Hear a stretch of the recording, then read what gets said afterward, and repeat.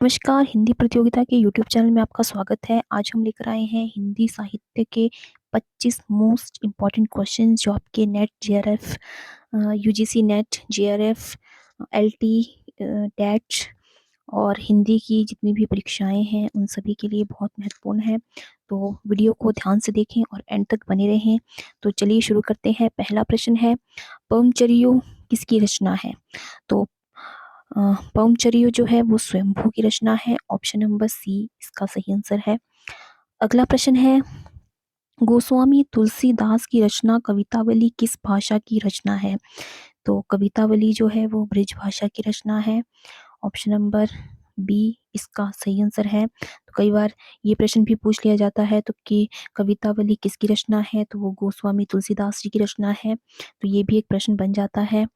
अगला प्रश्न है, सूफी प्रेमाख्यानक काव्य परंपरा में आराध्य को प्रायः किस रूप में देखा गया है? तो सूफी प्रेमाख्यानक काव्य परंपरा में जो है वो आराध्य को प्रेमिका रूप में देखा गया है। तो ऑप्शन नंबर डी इसका सही आंसर है। अगला प्रश्न है, छायावाद को स्थूल के प्रति सूक्ष्म का विद्रोह किसने कहा है? तो छायावाद को स्थूल के प्रति सूक्ष्म का विद्रोह जो है वो डॉक्टर नगेंद्र ने कहा है। Option number B doctor Nagendra इसका सही आंसर है। अगला प्रश्न है, रस गंगाधर के रचयिता कौन है? तो रस गंगाधर के रचयिता जो है वो पंडित जगन्नाथ जी हैं। ऑप्शन नंबर सी इसका सही आंसर है। अगला प्रश्न है, निम्न में से कौन तार सप्तक का कवि नहीं है? तो इनमें से जो तार सप्तक के कवि नहीं है तो वो है शमशेर बहादुर सिंह, जो कभी तार सप्तक के कवि नहीं रहे हैं। अगला प्रश्न है, सरहपा का संबंध निम्न में से किससे है? तो सरहपा का संबंध जो है वो सिद्ध साहित्य से है। ऑप्शन नंबर ए इसका सही आंसर है। अगला प्रश्न है, एक बूंद सहसा उछली किस विधा की रचना है? तो ये एक यात्रा वृतांत है। ऑप्शन नंबर ए इसका सही आंसर है। अगला प्रश्न है, समय देवता किस कवि की कविता है? तो समय देवता जो है वो नरेश मेहता जी की कविता है। Option number D Naresh Mehta इसका सही आंसर है। अगला प्रश्न है, ऑफ ग्रामेटोलॉजी के लेखक कौन है? तो ऑफ ग्रामेटोलॉजी के अ, जो लेखक हैं वो है जेक देरिदा। ऑप्शन नंबर ए इसका सही आंसर है। अगला प्रश्न है, निम्न में से कौन सी आलोचना कृति विजयदेव नारायण शाह की है? तो विजयदेव नारायण शाह की जो आलोचना कृति है वो है जायसी। ऑप्शन नंबर ए इसका सही आंसर है। अगला प्रश्न है, संविधान की 8वीं अनुसूची में कौन सी भाषा शामिल नहीं है? तो अवधी जो है वो संविधान की 8वीं अनुसूची में शामिल नहीं है। ऑप्शन नंबर डी इसका सही आंसर है, अवधी। अगला प्रश्न है, निम्न में से अष्टछाप का कवि कौन नहीं है?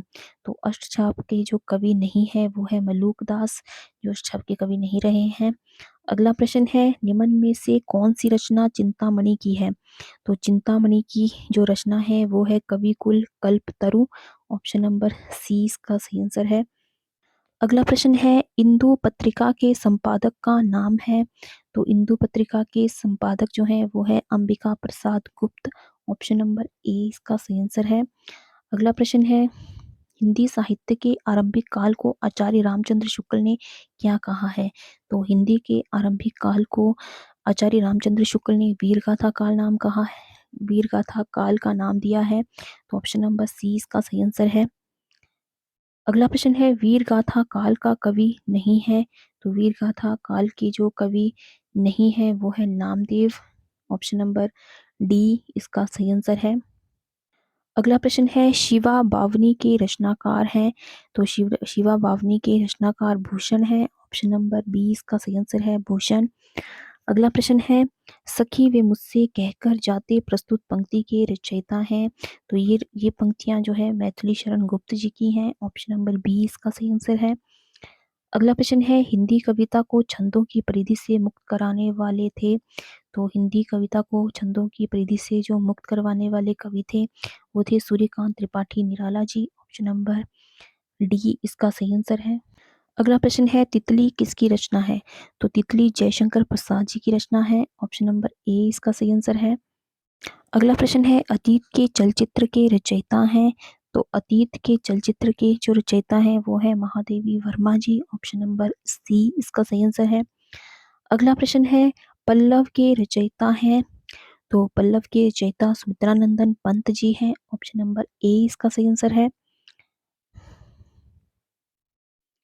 अगला प्रश्न है, चिंतामणि के रचयिता हैं, तो चिंतामणि जो है वो रामचंद्र शुक्ल जी की रचना है। ऑप्शन नंबर सी इसका सही आंसर है। जन्मजय का नागयज्ञ किसकी कृति है? तो जन्मजय का नागयज्ञ जो है वो जयशंकर प्रसाद जी की कृति है। ऑप्शन नंबर बी इसका सही आंसर है। तो ये थे आज के 25 क्वेश्चंस।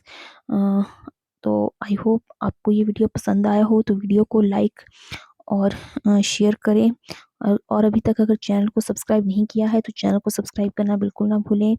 तो आज की वीडियो में बस इतना ही। मिलते हैं एक नई वीडियो में कुछ नए प्रश्नों के साथ। तब तक के लिए जय हिंद, जय भारत।